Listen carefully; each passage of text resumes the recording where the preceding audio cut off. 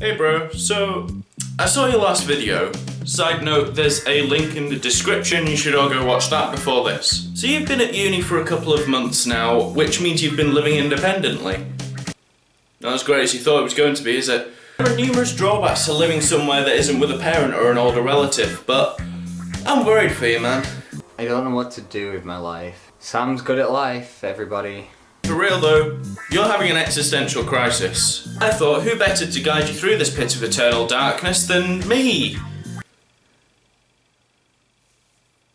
But to simplify things for the internet generation, I'm going to call it the 5 steps to living alone. Now, I don't know if your place has a dishwasher or not, but let's assume you do. If you're having a late night and you've made some food, actually put the plate or dish in the dishwasher immediately.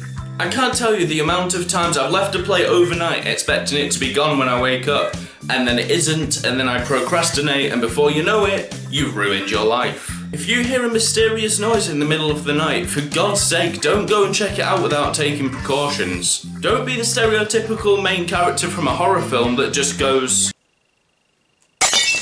What's that? Dunno, I'm gonna go check it out. Are you going to take a knife? It's probably just some pesky kids. Oh yeah, pesky kids breaking into people's houses in the middle of the night. See, there's nobody out here.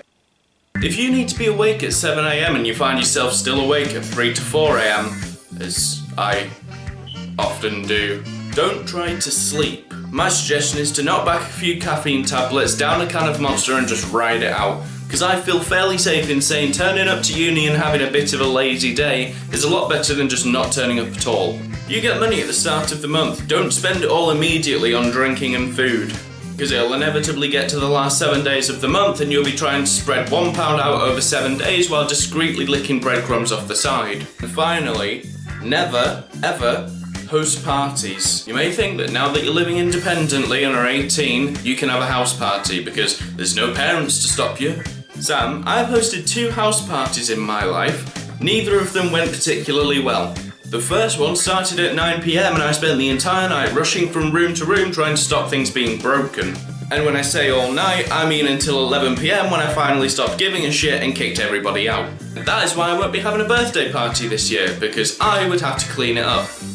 And I have no friends. Oh, and as for the existential crisis, I don't know, I'm still having mine, go Google it or something. In all seriousness, I hope you enjoy living alone, it has its perks.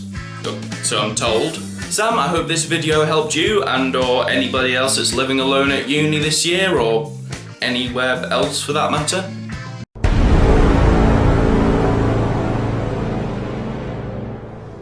If you enjoyed this video and you want to see more of my stuff, then you can click the subscribe thing over here.